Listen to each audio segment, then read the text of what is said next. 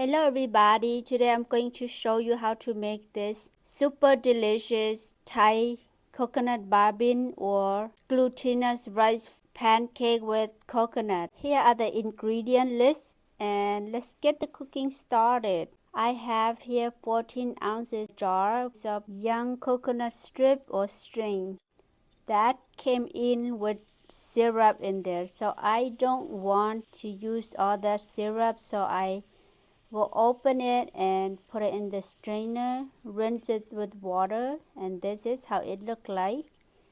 So let's go ahead and mix all the ingredients. I will use one bag or 16 ounces or 1 pound of glutinous rice flour or sticky rice flour in there. And this is the unsweetened coconut flake that I use. I will use 1 cup and mix that together.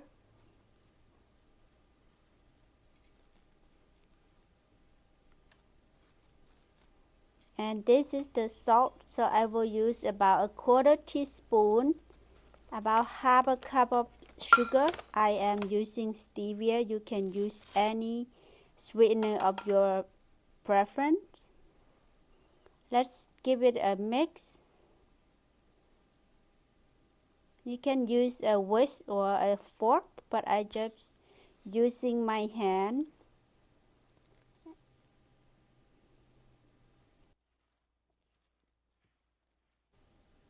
Now I will add in the young coconut strip in there, and let's give it another mix together.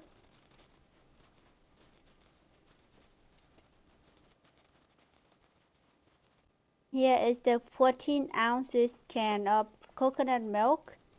Let's add it bit by bit and then use your hand to knead the dough.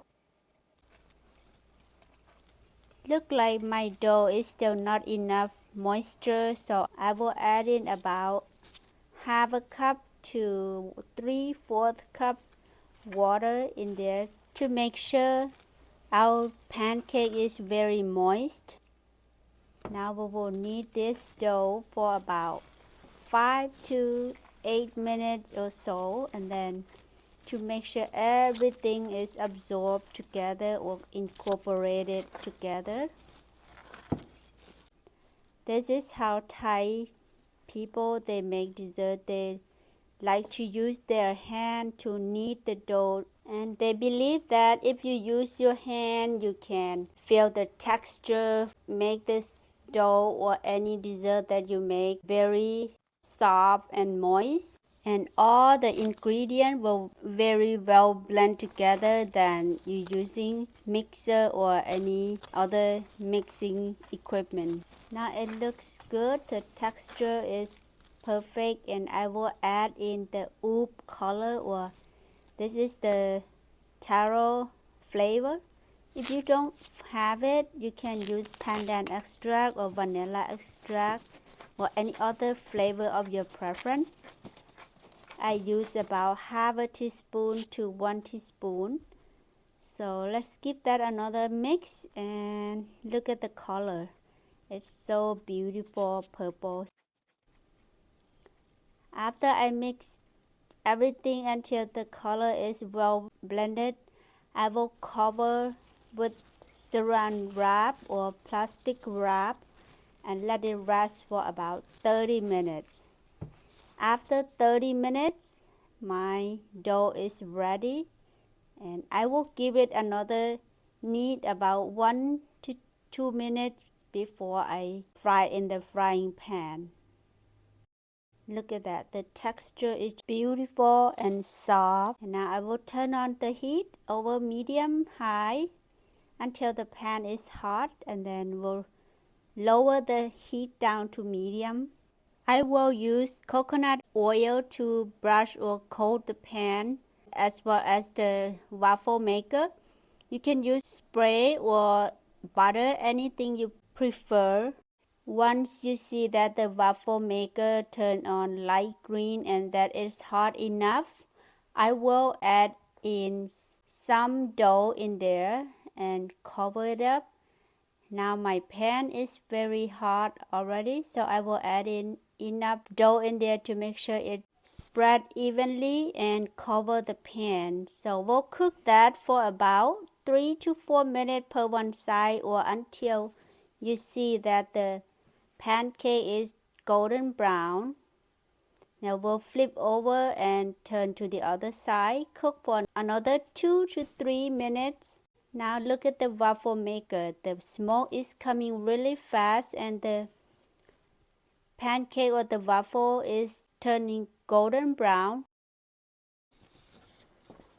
Okay, look at this one. It's turning like golden brown and the color is beautiful. We'll transfer that into a plate, let it cool down, and I will take this one off of the waffle maker as well. It's already cooked, and look at that. I suggest you don't put on top of each other because it's really hot and they will stick together, so you just have to put it in a separate plate or in a cutting board to make sure they not stick together, and just repeat the same process until you finish with all of your dough.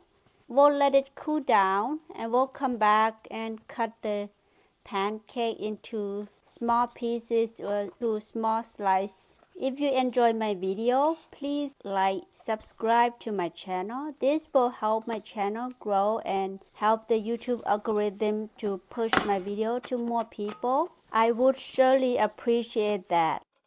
As you can see here, I use a coconut oil to brush the pancake to make it more soft. After it has been cooled down, I will cut my pancake. You can cut the pancake into any shape of your choice. So I will cut this one.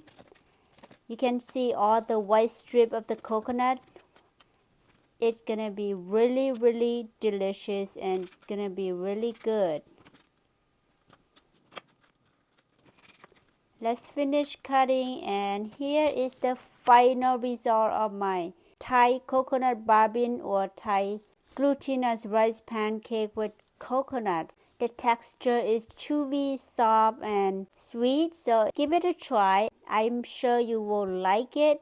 This is such a great snack or appetizer for any party, any gathering, or a treat for yourself or your family. So if you love this recipe, I'm sure you will love my other dessert recipe right here. Until next time.